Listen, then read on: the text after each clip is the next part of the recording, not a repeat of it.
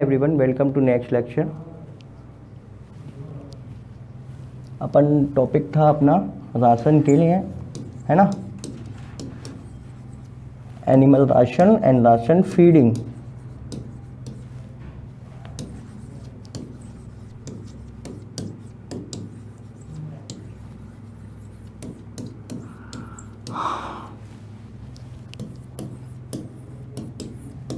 पशु राशन और राशन या खाना, राशन खिलाना। ठीक है, इसके अंदर पहला जो टॉपिक था, जो है भी, है ना, वो कौन सा है अपना?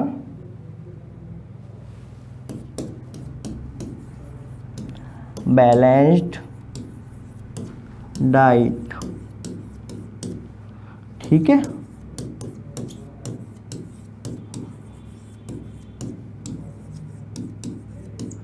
अब सबसे पहली बात ये आती है कि अपन बैलेंस डाइट क्यों लेते हैं, है ना।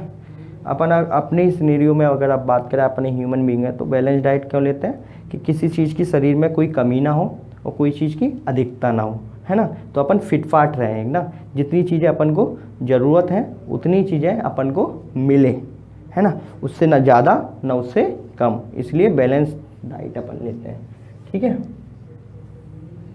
अगर एनिमल के सिनेरियो में अपन बात करें तो एनिमल तो भैया ऐसा है नहीं कि बोलेगा कि नहीं चलो मेरे लिए 4 प्लेट चाउमीन दे दो, लो ये लो कैश के पैसे, मेरे लिए 4 किलो बादाम ले आओ, लो कैश के पैसे, लो एटीएम में दे रहा हूँ, तो ऐसा नहीं है। तो एनिमल के सिनेरियो में अपन बैलेंस डाइट का बहुत ज़्यादा इंपॉर्टेंस है, इसलिए क्योंकि जितने भी अपने किसान हैं, है ना, तो वो उतनी ही डाइट खिलाएं जितनी उसको एनिमल को ज़रूरत है ना। इससे क्या रहेगा कि उनका एनिमल पहले तो बीमार नहीं पड़ेगा, कभी कोई चीज़ की उसमें कमी नहीं होगी, है ना, अगर वो बैलेंस पे चल रहा है तो, है ना।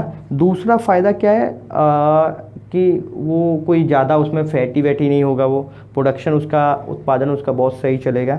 और तीसरा और सबसे इम्पोर्टेंट फ़ायदा क्या है अगर अपन देखें तो, एक, क्योंकि पशु तो अपने पैसे पे करके नहीं जाएगा, है ना, तो मेन फ़ायदा क्या है कि अपन का इकोनॉमी, जो अपनी इकोनॉमी है वो बहुत ठीक रहेगी, है ना। अपन बोले कि जब 10 रुपये के राशन से जो काम हो रहा है तो वो 10 रुपये ही लगें, क्यों उसमें 12 रुपये खर्च करें, तो अपने 2 रुपये का अपन वहाँ पे फ़ायदा किए, किसान का वहाँ पे एक 2 रुपये का फ़ायदा हुआ। तो इसलिए बैलेंस डाइट का या संतुलित आहार का, ये एनिमल राशन का बहुत इम्पोर्टेंस है उसका, कि कितना खिलाना चाहिए, कैसे खिलाना चाहिए, क्या मेथड होना चाहिए, किस में बचाव राशन का अपन अच्छा कर सकते हैं, ये सारी चीज़ें मैं पिछले वीडियो में भी आपसे एक बार डिस्कस कर चुका हूँ। तो अभी ये बैलेंस डाइट है ना, संतुलित आहार। तो सबसे पहला इसका एक सवाल आता है, मैं बताया था आपको कि इसके अंदर से एक से दो सवाल बनते हैं, मेनली एक ही सवाल हुई, है ना। सबसे पहले सवाल आता है इसके कंपोनेंट्स कौन कौन से हैं इसके, है ना, कंपोनेंट्स बोलो या घटक बोलो, कौन कौन से हैं बैलेंस डाइट के। ठीक है, कि क्या क्या होना चाहिए खाने में, है ना, क्या क्या होना चाहिए। मिठाई होनी चाहिए, है ना, और क्या होना चाहिए कि रोटी पूड़ी सब्जी, है ना, चिकन तंदूरी, ये सब होना चाहिए नहीं। मेन चीज़ अपन बात करें तो, बेसिक से बात करें तो क्या होना चाहिए, सबसे पहले कार्बोहाइड्रेट होना चाहिए, है ना। अब कार्बोहाइड्रेट आपको मिठाइयों से मिल रही है, इससे मिल रही है, वो वाली बात अलग है। लेकिन अगर अपन एनिमल के सिनेरियो में कार्बोहाइड्रेट की बात करें तो उसको किससे मिलेगी, ग्रेन्स से मिलेगी, है ना, जो वो अनाज खाता है उससे, है ना। तो मेनली कौन कौन से कंपोनेंट्स है, कार्बोहाइड्रेट, हिंदी भी लिख देता हूँ, आपको ऐसे ही नोट्स बनाने हैं अच्छे से अपनी लैंग्वेज में लिख के, है ना, आराम से। वीडियो मैं इतने स्लो बोलता भी हूँ, ज़्यादा वो नहीं करता फास्ट, जिससे आप लोग आराम से लिख पाएँ, है ना। जो ज़रूरी चीज़ है उसको तो मैं 3-4 बार और होमवर्क क्लासेस में भी आपको दे देता हूँ, तो आपको दिक्कत कोई लेने की ज़रूरत नहीं है। बस आराम से जो भी डाउट्स हों आप, जो आपके जेन्युइन डाउट्स हों वो सारे आप कमेंट सेक्शन में अपन को पोस्ट कर दें। कार्बोहाइड्रेट हो गया, प्रोटीन हो गया, प्रोटीन की बहुत ज़रूरत है।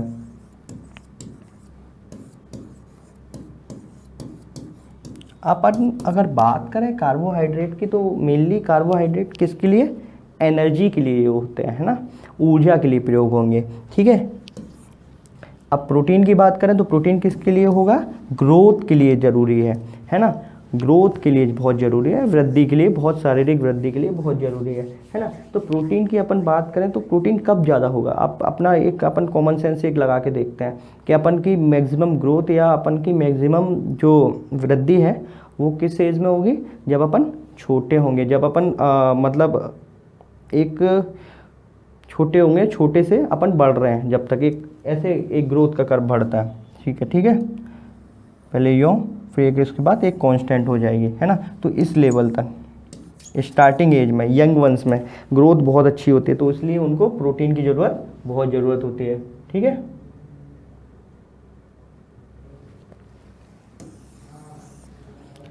ठीक है, चलो फिर आता है फैट या वसा, है ना, जो घी खाते हैं ना आप, तेल खाते हैं ना, वही फैट। ऐसे ही पशु को भी ज़रूरत होती है फैट की थोड़ी बहुत, वो भी किसके लिए, एनर्जी के लिए ही होता है, एनर्जी का बहुत अच्छा सोर्स होता है फैट।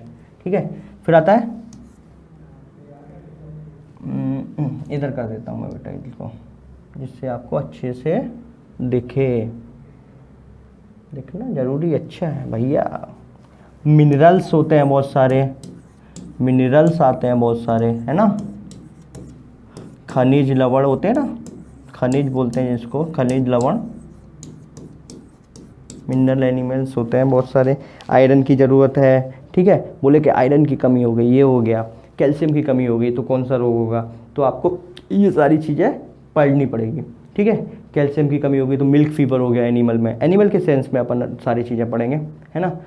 और फॉस्फोरस कमी हो गई, पाइका हो गया, सेलेनियम की कमी हो गई, डैगनेला हो गया। तो ये सारी चीज़ें अपन नेक्स्ट टॉपिक्स में आगे जो अपन एनिमल डिसीजेस पढ़ेंगे ना, उसके अंदर कुछ मेटाबॉलिक डिसीजेस भी होते हैं जो किसी की कमी से हो रहे हैं, कोई एलिमेंट्स कम हो रहा है या कोई विटामिन कम हो रही है तो उसकी वजह से होते हैं। तो वो बहुत कम टॉपिक है, कभी सवाल आया भी नहीं है, लेकिन मैं थोड़ा सा आपको वहाँ तक थोड़ा सा बता देता हूँ, है ना। आ गया तो मना भी नहीं कर सकते ना, दिक्कत ये है। ठीक है, मिनरल्स आ गए। मिनरल्स के बाद बहुत सारी आती है क्या आते हैं, वाइटामिन्स आते हैं, वाइटामिन्स। ठीक है, विटामिन भी बोल देते हैं इसका, विटामिन की गोली, है ना। एक छत्तीसगढ़ी गाना भी बनाया है इस पर, खैर छोड़ो उसको, अपन छत्तीसगढ़ी। फिर वाटर, WHO लिखते हैं, H2O, सॉरी वाटर, है ना। जब से कोविड आया सब WHO सोच रहे हैं पानी। चलो, तो सबसे पहला क्वेश्चन क्या आता है अपने पास कि बैलेंस डाइट के डिफरेंट कंपोनेंट्स कौन कौन से हैं, है ना। आपको दे देगा ऑप्शन में कार्बोहाइड्रेट, प्रोटीन, फैट, है ना, और नीचे लिख देगा उपयुक्त सभी, ऑल ऑफ द अबव। तो आपका ऑप्शन क्या रहेगा, सही, ऑल ऑफ द अबव, या फिर इनमें से कोई भी दे देगा, उठा के दे दिया प्रोटीन, फैट, वाइटामिन्स दे दिया, है ना, तो उसके नीचे भी लिख देगा ऑल ऑफ द अबव, तो आपको ऑल ऑफ द अबव टिक करना है। या दे दिया मिनरल्स, वाइटामिन्स एंड वाटर, है ना, तब भी आपको क्या लिखना है, ऑल ऑफ द अबव भी। ठीक है, ये उसका पैट क्वेश्चन है, हर बार देता है, देख लेना। चलो, अब जो वाइटामिन्स के पहला क्वेश्चन तो अपना ये बनता है ना, पहला क्वेश्चन तो अपना ये बन गया कि डिफरेंट कंपोनेंट्स पर कभी कभी क्वेश्चन आ जाता है ना। इसके अंदर से कभी कभी दूसरा क्वेश्चन जो बनता है वो ये है, मैं आपको बता देता हूँ कौन सा, वाइटामिन्स के क्लासिफिकेशन पे आ जाता है, विटामिन के क्लासिफिकेशन पे आ जाता है। विटामिन दो टाइप की, एक बात याद रखना कि जो पानी में घुलेगी वो वसा में नहीं घुलेगी। The vitamin which is soluble in water is insoluble in fat. आपको ये वाली बात अपने दिमाग में हमेशा रखनी है ना। तो अपन एक को लेके चलते हैं, पानी के हिसाब से ही करते हैं। चलो, वाटर सॉल्युबल,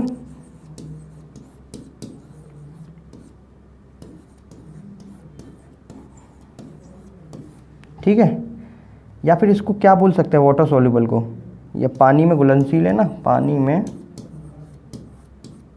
घुलनशील है ना, पानी में घुलनशील है, इसको क्या और बोल सकते हैं, चलो बाद में पूछूंगा, पहले इसको पहले इधर आ जाते हैं। एक आ जाता है फैट सॉल्युबल, फैट सॉल्युबल वसा में घुलनशील,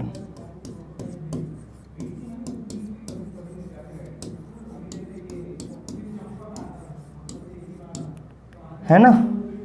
तो वाटर सॉल्युबल को अपन क्या बोल सकते हैं, और फैट इनसॉल्युबल, इसको क्या बोल सकते हैं, फैट इनसॉल्युबल, वसा में घुलनशील क्या नहीं, ठीक है। या वसा में घुलनशील है तो इसको क्या बोलते हैं, वाटर इनसॉल्युबल। दोनों एक दूसरे के उल्टे चलते हैं। पानी में घुलनशील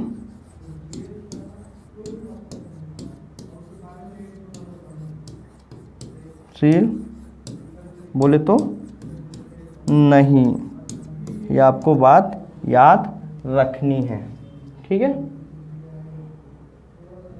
चलो अब वाटर सॉल्युबल के एग्जाम्पल्स कौन कौन से हैं, वाटर सॉल्युबल के एग्जाम्पल कौन कौन से हैं, कौन कौन सी, बी कॉम्प्लेक्स होता है, बी के अंदर बहुत सारी है, B1 B2 B3 B5 B6 B7 B12 B9 बहुत सारी हैं, है ना। तो बी कॉम्प्लेक्स, पूरा कॉम्प्लेक्स क्यों बोलते हैं, बहुत सारी हैं बी कॉम्प्लेक्स। और कौन सी विटामिन, विटामिन सी, ये दोनों कौन सी हैं, वाटर सॉल्युबल है, पानी में घुलनशील है, पानी में घुलनशील है या वसा में घुलनशील नहीं है, एक ही बात है, ठीक है। तो ये बी कॉम्प्लेक्स और vitamin C, vitamin B and vitamin C इसमें आएगा, ठीक है। अब वसा में घुलनशील बोलो या फैट सॉल्युबल में बोलो तो उसमें कौन कौन सी आती है बेटा, विटामिन ए डी ई के, एडेक, ठीक है। कौन कौन सी आती है, विटामिन ए डी ई के, एडेक। तो ये वसा में घुलनशील है या पानी में घुलनशील नहीं है, ठीक है। चलो कभी कभी क्वेश्चन आ जाता है एक एनर्जी वैल्यू पे,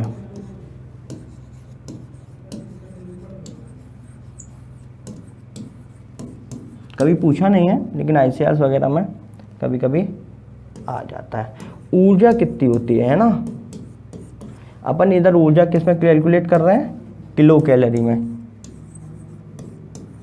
कैलोरी एक ऊर्जा की मात्रक है, ठीक है।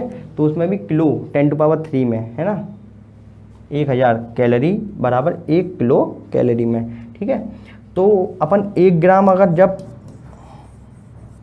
कार्बोहाइड्रेट को जलाएंगे, कार्बोहाइड्रेट से, है ना, या 1 ग्राम अपन बात करिए किसकी, प्रोटीन की बात किए, ठीक है, या 1 ग्राम अपन बात किए किसकी, फैट की बात किए या वसा की बात किए, ठीक है। तो कितना कितना एनर्जी अपन को मिलेगा किलो कैलोरी में। कार्बोहाइड्रेट 1 ग्राम को अगर अपन जलाएंगे सीधी बात है 4.1 किलो कैलोरी अपन को एनर्जी मिलेगा। प्रोटीन की अगर अपन बात करें तो कितना मिलेगा, 4 किलो कैलोरी मिलेगा। दोनों लगभग बराबर रहता है, ठीक है। अब फैट की बात करेंगे तो फैट में सबसे ज़्यादा मिलेगा, कितना मिलेगा, 9.1, जस्ट डबल, 2.25 टाइम ज़्यादा मिलता है, ठीक है। तो ये सवाल आज तक कभी आया नहीं है लेकिन आ सकता है, आ जाएगा तो मना नहीं कर सकते, दिक्कत यही है अपने साथ, ठीक है। तो इसी के साथ ये वीडियो, ये लेक्चर अपन समाप्त करते हैं। Thank you.